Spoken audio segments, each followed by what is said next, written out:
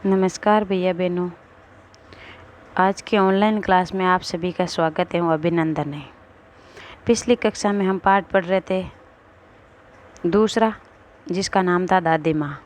उसका हमने आधा पाठ पढ़ लिया था। आधा पाठ यहाँ तक कि इसमें दादी माँ है जो किसी से पैसे मांग रही है। किसी को पैसे उधार दिए थे उस धनों को, तो उसको वापस पैसे मांग रही है। फिर आगे धनों वापस क्या कहती है, दूंगी मालकिन रामी की चाची रोती हुई दोनों हाथों से आंचल पकड़े दादी माँ के पैरों की ओर झुकी। बिटिया की शादी है, आप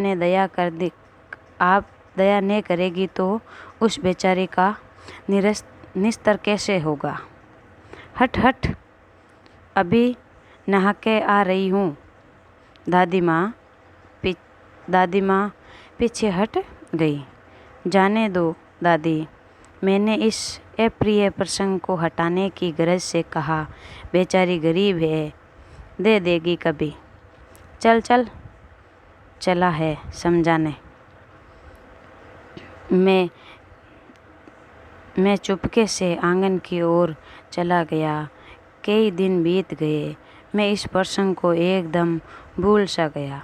एक दिन रास्ते में रामी की चाची मिली। वह दादी को पूतों फलों दूधो नावों का आशीर्वाद दे रही थी। मैंने पूछा, क्या बात है धन्नो चाची? तो उसने विहिल होकर कहा, उरीन हो गई बेटा, भगवान भला करे हमारी मालकिन का। कल ही आई थी। पीछे का सभी रुपया छोड़ दिया, ऊपर से 10 रुपये का नोट देकर बोली, देखना धनो, जैसी तेरी बेटी वैसी मेरी बेटी। 10-5 के लिए कोई हंसाई नहीं हो। देवता है बेटा, देवता। उस रोज़ तो बहुत डांटी थी। मैंने पूछा, वह तो बड़े लोगों का काम है बाबू, रुपया देकर डांटे भी ने तो भला क्या। मैं मन ही मन इस तर्क पर हंसता हुआ आगे बढ़ गया। किशन के विवाह के दिनों की बात है। विवाह के 4-5 रोज पहले ही औरतें रात भर गीत गाती है। विवाह की रात को अभिनय भी होता है। यह प्राय एक ही कथा का हुआ करता है। उसमें विवाह से लेकर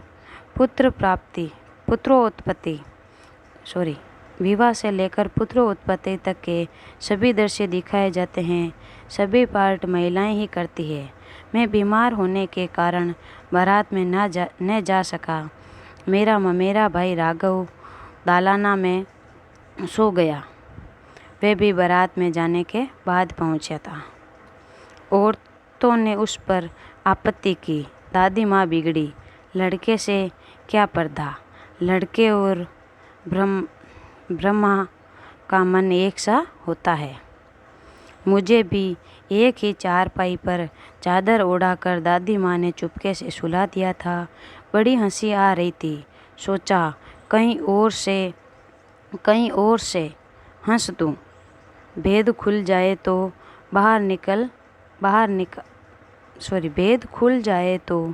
बाहर किया जाऊंगा। पर भाभी की बात पर हंसी न रुक सकी और बड़ा बोड़ हो गया। देबू की माँ ने चादर खींच ली। कहो दादी, ये कौन बच्चा सोया है बेचारा रात रोता है शायद, दूध तो पिला दो। हाथापाई शुरू हुई। दादी माँ बिगड़ी लड़के से क्यों लगती है। सुबह रास्ते में देबू की माँ मिली। कल वाला बच्चा भाभी। मैं वहाँ से जोर से भागा और दादी माँ के पास जा खड़ा हुआ। वस्तुतः किसी प्रकार का अपराध हो जाने पर जब हम दादी माँ की छाया में खड़े हो जाते हैं, अभेदान मिल जाता है। स्नेह और ममता की मूर्ति दादी माँ की एक एक बात आज कैसी कैसी मालूम होती है। परिस्थितियों का वात्य चक्र जीवन को सूखे पत्ते सा कैसा नाचता है, इस दादी माँ की इस इसे दादी माँ खूब जानती थी। दादी माँ की मृत्यु के बाद से ही वे बहुत उदास रहती थी। संसार उन्हें धोखे की टट्टी मालूम होती। दादी ने उन्हें स्वयं जो धोखा दिया, वे सदा उन्हें आगे भेजकर अपने पीछे जाने की झूठी बात कहा करते थे। दादी की मृत्यु के बाद कुकुरमुत्ते की तरह पड़ने वाले, मुंह में राम बगल में छुरी वाले दोस्तों की शुभ चिंता ने स्थितियाँ और भी डावाडोल कर दी। दादी के श्राद्ध में दादी माँ के मना करने पर भी पिताजी ने जो भी अतुल संपत्ति वह घर की तो थी नहीं। दादी माँ अक्सर उदास रहती थी। बाग के दिन थे, कड़ाके की झाड़ पड़ रहा था।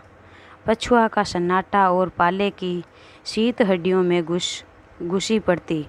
शाम को मैंने देखा दादी माँ गीली धोती पहन काने वाले घर में एक संदूक पर दिया जलाए हाथ जोड़कर बैठी थी। उनको स्नेही कातर आँखों में मैंने आंसू कभी नहीं देखा था। मैं बहुत देर तक मन मारे उसके पास बैठा। उन्होंने आंखें खोली। दादी माँ, मैंने धीरे से कहा, क्या रे, तू यहाँ क्यों बैठा है? दादी माँ, एक बात पूछूं, बताओगी ना? मैंने उनको स्नेहपूर्ण आँखों की ओर देखा। क्या है, पूछ। तुम रोती थी। दादी माँ मुस्कुराई। पागल, तूने अभी खाना भी नहीं खाया है ना? चल धोती बदल लो। दादी माँ, मैंने कहा, मुझे सर्दी गर्मी नहीं लगती बेटा। वो मुझे खींचती रसोई में ले गई।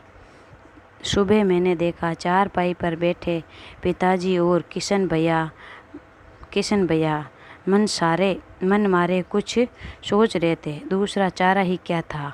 बाबू बोले, रुपया कोई देता नहीं। कितने के तो अभी पिछले भी बाकी हैं। वो रोने से हो गए। रोता क्यों है रे? दादी माँ ने उनका माथा सहलाते हुए कहा, मैं तो अभी ही हूँ। उन्होंने संदूक खोलकर एक चमचमाती सी चीज़ निकाली। तेरे दादा ने यह कंगन मुझे इसी दिन के लिए पहनाया था। उसका गला भर आया। मैंने इसे पहना नहीं, इसे सहेज कर रखती आई हूँ। यह उनके वंश की निशानी है। उन्होंने आंसू पोंछकर कहा, पुराने लोग आगा पीछा सब सोच लेते थे बेटा। सचमुच वो दादी माँ शाहभ्रष्ट देवी सी लगी। धुंधली छाया विलीन हो गई। मैंने देखा दिन काफ़ी चढ़ गया। पास के लंबे खजूर के पेड़ से उड़कर एक कौवा अपनी घिनौनी काली पंखें फैलाकर मेरी खिड़की पर बैठ गया। जब मैं हाथ में अब भी किशन भैया का पत्र काँप रहा है। काली चींटियों सी कतारें धूमिल हो गई। आँखों पर विश्वास नहीं होता। मन बार बार अपने से ही पूछ बैठता है, क्या सचमुच दादी माँ नहीं रही? डॉक्टर शिव प्रसाद की ये कहानी। धन्यवाद भैया बहनों। इस कहानी को प्रश्न उत्तर हम अगली क्लास में देखेंगे। तब तक आप लोगों को इस कहानी को पढ़ना है 1 बार 2 बार, ठीक है। धन्यवाद।